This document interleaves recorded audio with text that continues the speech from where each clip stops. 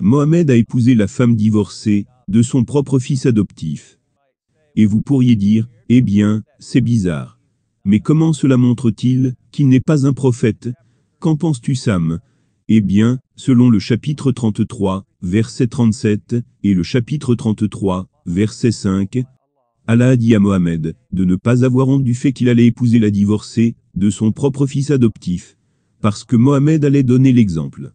Son exemple d'épouser la divorcée de son fils adoptif donnerait alors la permission, l'autorisation à d'autres personnes de faire de même, au cas où ils auraient des fils adoptifs qui ont également divorcé. Mais voici le problème. Ça, c'est au chapitre 33, 37. Peu de temps après que cette révélation ait été envoyée par Allah, pour approuver ce que Mohamed avait fait, Mohamed a complètement aboli l'adoption. Selon la tradition, Mohamed avait adopté un fils nommé Zaïd, Zaïd ibn Mohamed. Il fut appelé ainsi, jusqu'à ce moment-là, qui divorça de Zénab, et Mohamed épousa Zénab. Eh bien, les gens ont commencé à se moquer de Mohamed. Regardez, il a pris la femme de son propre fils.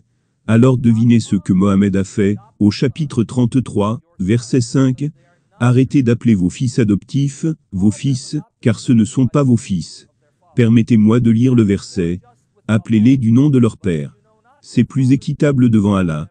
Mais si vous ne connaissez pas leur père, alors considérez-les comme vos frères en religion, ou vos alliés.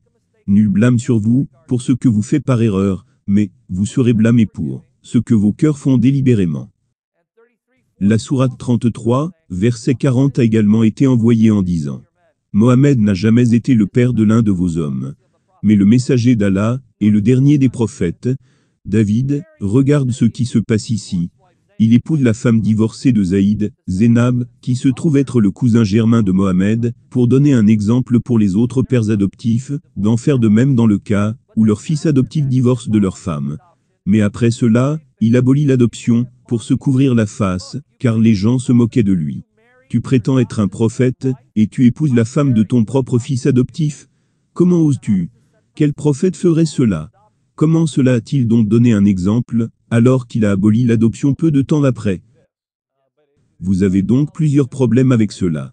Mais cela suit un modèle général de Mohamed, qui reçoit des révélations, qui n'ont aucun autre but, que de justifier ses actions, qui auraient été très sérieusement désapprouvées, par les gens autour de lui.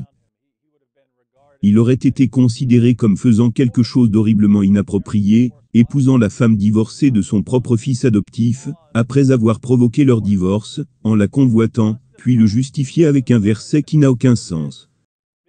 Parce que la raison pour laquelle Allah voulait que je le fasse, c'était de faire comprendre que c'est bien d'épouser les femmes divorcées de vos propres fils adoptifs, mais maintenant je me débarrasse de l'adoption. Cela ne s'appliquera donc plus jamais. Je veux dire, c'est absolument stupide et ridicule. Et cela se produit encore et encore, dans les sources musulmanes. Donc, c'est juste, à quel point cela pourrait-il être évident que cela ne vient pas de Dieu,